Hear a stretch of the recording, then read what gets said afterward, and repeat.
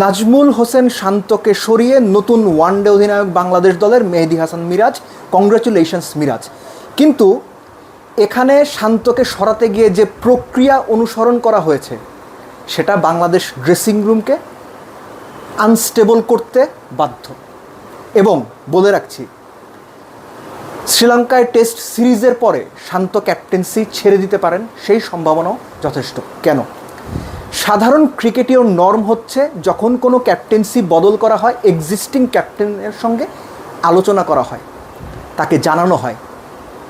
যে কোনো cricket board ক্যাপ্টেনকে সরিয়ে দিতেই পারেন, কিন্তু এক্সিস্টিং ক্যাপ্টেনের সঙ্গে আলোচনা করাটা একটা ভদ্রতা, ক্যাপ্টেনের প্রতি সম্মান এবং অলিখিত নর্মসের মধ্যেই পড়ে। বাংলাদেশ ক্রিকেট বোর্ড সেটা করেনি। এমনকি চ্যাম্পিয়ন্স ট্রফির সময়েও শান্তকে ওয়ানডে ক্যাপ্টেন্সি থেকে সরিয়ে দেওয়া হবে এরকম কোনো আভাস দেওয়া হয়নি। এমনকি বৃহস্পতিবার টেস্ট ক্যাপ্টেন হিসেবে শান্ত যে প্রেস কনফারেন্সটা করেছেন, সেই প্রেস কনফারেন্সে থাকা অবস্থাতেও তিনি জানতেন না তাকে ওয়ানডে ক্যাপ্টেন্সি থেকে সরিয়ে দেওয়া হচ্ছে বা হয়েছে। শান্ত নিজে থেকেই 3 ফরম্যাটের ক্যাপ্টেন্সি করতে চাননি, এটা আমরা সবাই জানি।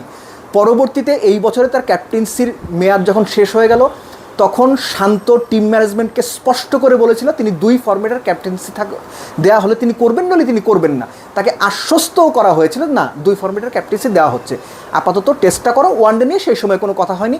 পজিটিভ নেগেটিভ কোনো রকম কথা শান্তকে বলা হয়নি। হঠাৎ করে শান্ত প্রেস কনফারেন্স শেষে জানতে পারলেন, তাকে জানানো হলো তিনি আর ওয়ানডে ক্যাপ্টেন নেই। এবং এই মুহূর্তে শান্তর জায়গা থেকে টেস্ট ক্যাপ্টেন্সি ছেড়ে দেওয়াটাই হতে পারত একদম মোক্ষম জবাব। কিন্তু দেশের ক্রিকেটের কথা চিন্তা করে কিংবা পরিস্থিতি চিন্তা করে কিংবা বাংলাদেশ ক্রিকেটকে হুট করে একটা ঝামেলায় না ফেলতে শান্ত টেস্ট ক্যাপ্টেন্সি ছাড়ার সিদ্ধান্তটা নেননি। তিনি তার দল নিয়ে শ্রীলঙ্কাতে যাবেন, খেলবেন। কী মানসিকতা নিয়ে খেলবেন সেটা আমরা সহজভাবেই বুঝতে পারি। শান্তকে নিয়ে অনেক রকম ট্রল হয়, অনেক রকম আলোচনা হয়, কিন্তু তার সঙ্গে যেটা হয়েছে সেটা কোনোভাবেই ক্রিকেটীয় দিক থেকে, ক্রিকেটীয় ভদ্রতার দিক থেকে, ক্রিকেটীয় নর্মসের দিক থেকে এবং ইনস্টিটিউশনাল যে কমপ্লায়েন্স থাকে সেই কমপ্লায়েন্সের দিক থেকে নিয়ম নীতি মানা হয়নি। শান্তকে হুট করে ক্যাপ্টেন্সি থেকে সরিয়ে দেওয়া হয়েছে। এজন্যই বলছি যে শান্ত যদি শ্রীলঙ্কা সিরিজের পর, টেস্ট সিরিজের পর টেস্ট ক্যাপ্টেন্সি ছেড়ে দেন তাহলে অবাক যেন হবেন না। যারা এই সিদ্ধান্তগুলো নিয়েছেন বা যারা এই সিদ্ধান্তগুলো নিচ্ছেন তারা বাংলাদেশ ক্রিকেটটাকে আরও পেছনের দিকে ঠেলে দিচ্ছেন। যারা সিদ্ধান্তগুলো নিচ্ছেন তারা বিভিন্ন সময় বিভিন্ন রকম কথা বলেছেন, বিভিন্ন সময় অনেক বড় বড় কথা বলেছেন, কিন্তু কার্যক্ষেত্রে গিয়ে ঠিক তার উল্টোটা তারা করছেন। যার মাসুল গুনছে বাংলাদেশ ক্রিকেট। বাংলাদেশ ক্রিকেট ভালো পারফরমেন্স করছে না, ক্রিকেট দল সব ফরম্যাটেই কম বেশি খারাপ করছে, সেই তুলনায় টেস্টে তুলনামূলক বেটার করেছে।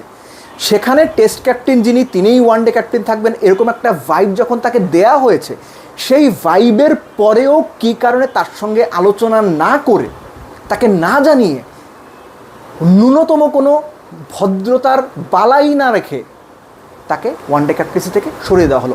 একবারের জন্য আপনি চিন্তা করেন তো, বাংলাদেশের ড্রেসিং রুমে 3 জন ক্যাপ্টেন, যেটা ওয়ার্ল্ড ক্রিকেটে এই মুহূর্তে আর কোন কোন দেশে আছে আপনি দেখান তো আমাকে। কয়টা দেশে 3 ফরম্যাটে 3 ক্যাপ্টেন আছে? কোচরা পর্যন্ত জানতেন যে শান্তই ওয়ানডে এবং টেস্টের captain, T20 captain Liton Das. এর মাঝখানে হুট করে এরকম একটা ঘটনা। প্লেয়াররা এখন কি করবে? ড্রেসিং রুমে 3 জন ক্যাপ্টেন, এটা কি খুব সহজ পরিবেশ আপনাদের কাছে মনে হয়? আমার কিন্তু সেটা মনে হয় না। সেটা যদি হতো, পৃথিবীর তাবৎ বড় বড় দেশগুলো 3 ফরম্যাটের 3 ক্যাপ্টেন রাখতো। অনেক আগে এটা করা হতো। এটা সাকসেসফুল কোনো মেথড না, প্রুভেন মেথড না, যেটা সাকসেস এনে দিতে পারে। বাংলাদেশ সেই পথেই হাঁটলো।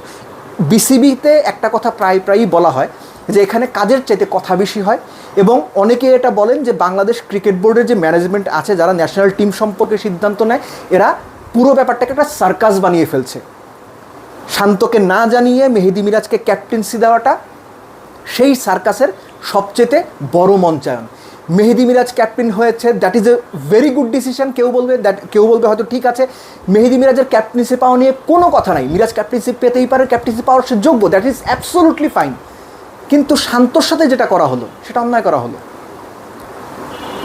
এখন এই কথা আপনাদের অনেকে শুনতে ভালো লাগবে না, কারণ আপনারা অনেকেই হয়তো শান্তকে পছন্দ করেন না, শান্তকে ট্রল করতে পছন্দ করেন। কিন্তু এটা মনে রাখা জরুরি, যখন কাউকে ক্যাপ্টেন্সি দেয়া হয় তখন তার প্রতি তার দেশের একটা বড় দায়িত্ব কাঁধে তুলে দেওয়া হয়, এবং সেই দায়িত্বটা যখন আপনি তার কাছ থেকে নিয়ে নেবেন তখন তার সঙ্গে আলোচনা করাটা খুব জরুরি। ঠিক যেটা হয়েছে সবশেষ বিসিবি সভাপতি ফারুক আহমেদকে সরিয়ে দেওয়ার ক্ষেত্রে, তার সঙ্গে কিন্তু আলোচনা করা হয়েছে, তাকে ডাকা হয়েছে, কথা বলা হয়েছে, তাকে জানানো হয়েছে, অন্তত ওই নর্মসটুকু মেনটেন করা হয়েছে। কিন্তু বাংলাদেশ ন্যাশনাল টিমের ক্যাপ্টেন্সি, ওয়ানডে ক্যাপ্টেন্সি বদলের ক্ষেত্রে এরকম কোনো রকম নর্মস মানা হয়নি, কোনো রকম ভদ্রতার বালাই নাই, কোনো রকম ভদ্রতার ধার কেউ ধারেনি। এটা বাংলাদেশ টিম ইম্প্যাক্ট ফেলবে, ড্রেসিং রুমে ইম্প্যাক্ট ফেলতে এটা বাধ্য, এবং স্পেশালি এই সময়ে। এবং এর সঙ্গে ছোট করে যোগ করে দেই, মিরাজকে কতদিনের জন্য ক্যাপ্টেন্সি দেওয়া হয়েছে? 1 বছরের জন্য, অর্থাৎ 2026-এর জুন পর্যন্ত। 2027-এ বিশ্বকাপ, তার মানে কি বিশ্বকাপের আগে গিয়ে আপনারা আবার ক্যাপ্টেন খুঁজবেন? মিরাজকে 2027 পর্যন্ত ক্যাপ্টেন্সি দিলে কি ক্ষতি হতো? চিন্তার মানে ব্রেকআপটা দেখেন আপনি, মানে চিন্তা করতে করতে গিয়ে যে এদের চিন্তা মাঝখান থেকে ব্রেকআপ হয়ে যায়, এটা সবচেয়ে বড় উদাহরণ এইখানে, যে 1 বছরের জন্য ক্যাপ্টেন্সি দেওয়া। শান্তকে প্রেস কনফারেন্সে জিজ্ঞেস করা হয়েছিল যে ক্যাপ্টেন্সি কতদিন বা কোন সময় পর্যন্ত বা ওয়ানডে ক্যাপ্টেন্সি তিনি থাকছেন কিনা বা কবে নিশ্চিত করা হবে। শান্ত বলেছেন যে যাকেই ক্যাপ্টেন্সি দেওয়া হোক একটা লম্বা সময় পর্যন্ত, প্রকারান্তরে 2027 বিশ্বকাপ পর্যন্ত মেনশন করা হয়েছে, হুইচ ওয়াজ অ্যাবসলিউটলি কারেক্ট। কিন্তু মিরাজ